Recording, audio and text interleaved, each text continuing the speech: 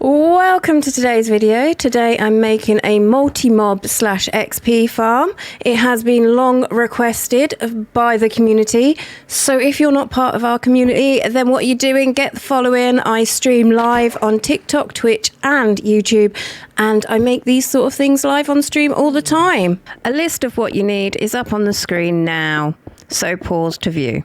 You're going to want to start in the ocean, block up from the floor all the way to the surface of the water. Now you want to build up 140 blocks. The way I do this nice and easily is I use scaffolding. I use 2 full stacks and then a stack of 12, and I don't need to count as I go up, so that way I'm not going to lose count. You can always put in stone or any other solid block and have a ladder going up, but I use scaffolding because it's 2 birds with 1 stone. Now build yourself a platform around the scaffolding. I've made mine 8 by 5. You can do yours a different size. Just make sure it's well lit so mobs don't spawn on it. I've also made a ledge around the edge of mine because I'm super clumsy, and if I don't, I will fall. Now add a double chest, and on top of the double chest put a hopper, and then another double chest, and then a hopper, and then another double chest. I've used 12. I would say use at least 10 because this farm is super lucrative and you are going to get so much loot. Now you want to add 4 hoppers like so. Make sure they're either facing into each other or the chest. At least 1 hopper must be facing into the chest. Now put a platform around the outside. I've done a 4 by 4 to start with. It is going to get a little bit larger later. And just do some blocks around where the hoppers are. And then you're going to want to put your rail cart system on top of the hoppers. This essentially is going to be the collection system for the farm. So the hopper minecart that we put on in a second will collect the loot. What you need to remember, which is very important, is use redstone brick for the powered rail. Do not use a torch because above there's going to be some pistons and observers and it could interfere. Pop your minecart hopper on, and if it's not moving round and round, give it a little push and make sure you've got access, because you may have to give it a little push now and again because it may just stop. I'm going to add another row of blocks here. It is completely optional. I'm doing it just in case I do need to push the minecart and I don't want to fall. Remember to keep placing those torches around to stop mobs from spawning. Put another row of blocks along and then put some next to where the rail is, and so you've just got 1 block as a walkway. I'm again going to build around the edge because I don't want to fall. That again for you is optional.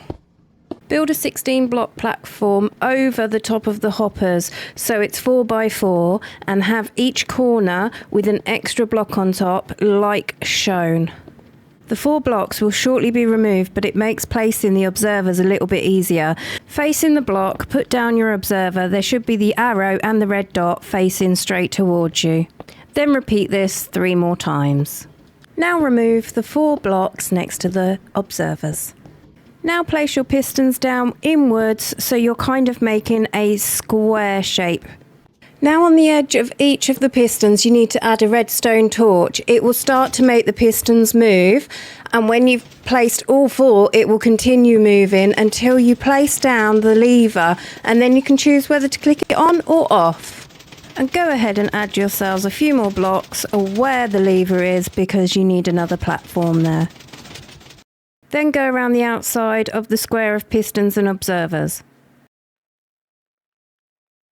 Leave the 2 front blocks open. Now go over the top of the observers and pistons, again leaving those 2 front blocks open. Again, I'm just making this platform a little bit larger. You're going to need a way down to the chests to be able to collect the loot. You can use blocks and add a ladder, but again I'm using scaffolding, A because it just drops and it makes it really easy, and 2 just because I really prefer scaffolding to ladders. Now just build a little way up so you can get to the platform that we've just put in where the observers and pistons are. Again, I'm putting blocks around the edge. You don't actually have to, but the choice is yours. Now add a slab and some glass like so. The slab is to let the XP through and the glass is just so you can see. Go around the frame one more time and then go up 18 blocks and then continue that all the way to the top so you have a large tower.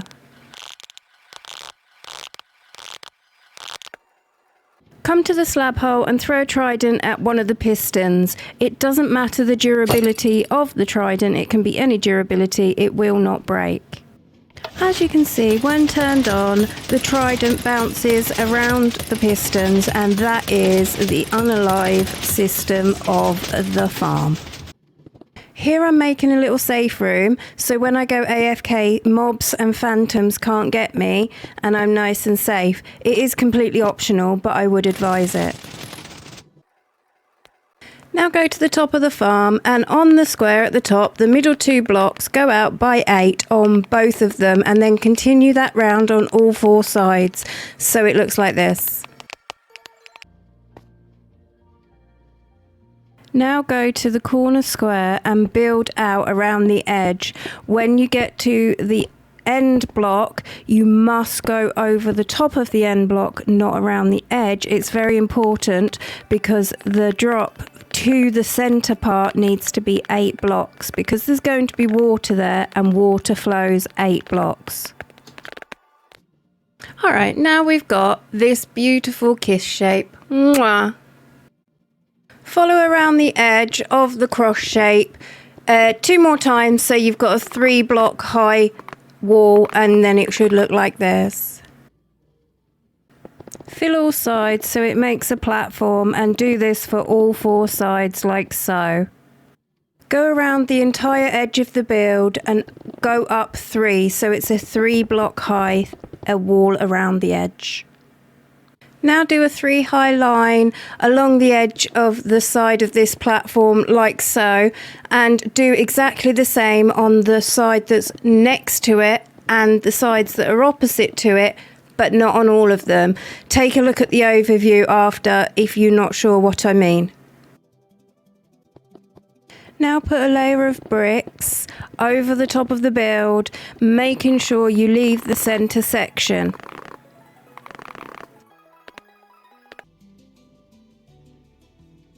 Once again, go up 3 around the outside of the entire build. Add torches into your build because otherwise mobs will spawn and you don't want them spawning yet. The last thing you want is for them to come and blow up your build before you're ready. Now you want to start putting the squares in.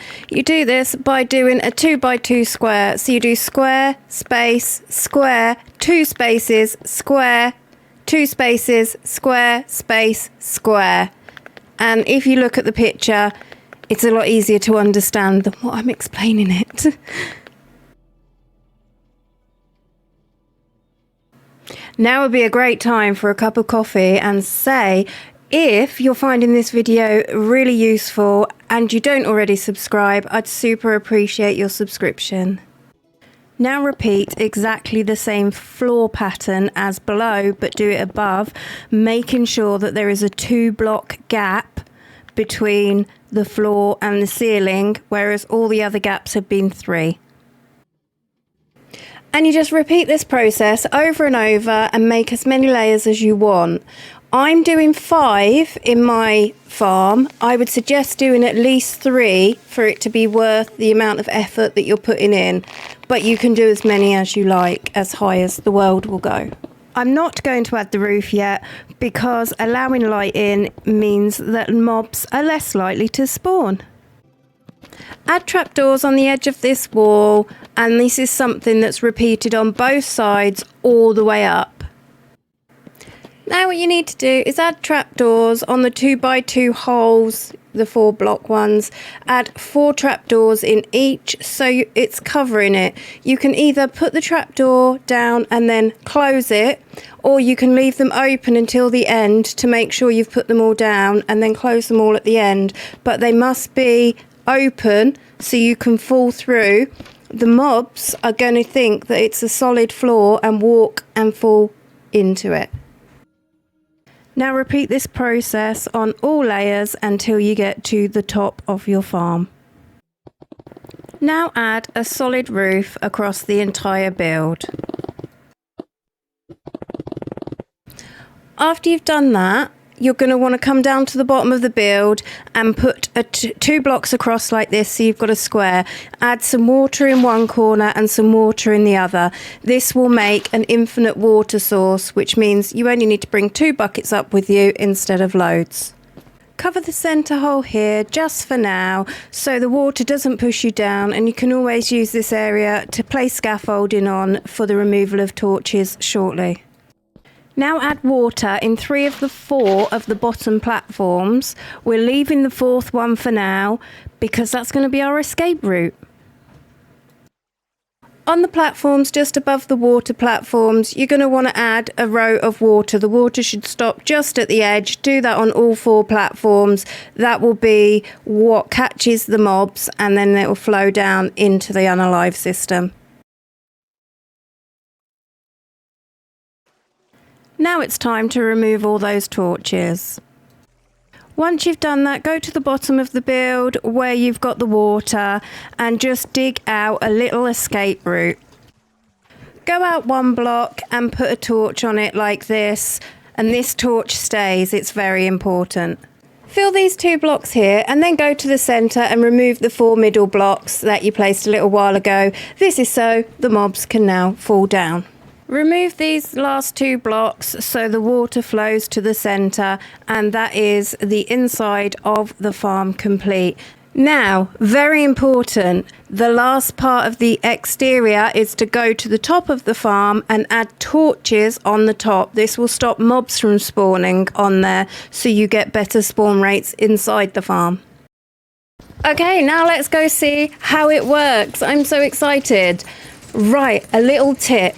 Whenever you're using an XP farm, if you hold a looting 3 sword, you will get extra loot and extra XP. So it's always worth having looting on a tool. Now I've been AFK for 20 minutes. I've got 21 levels of XP, and let's take a look at the loot. I would really love to know how this farm has worked out for you. Put it in the comments and let me know. And I'll catch you on the next one.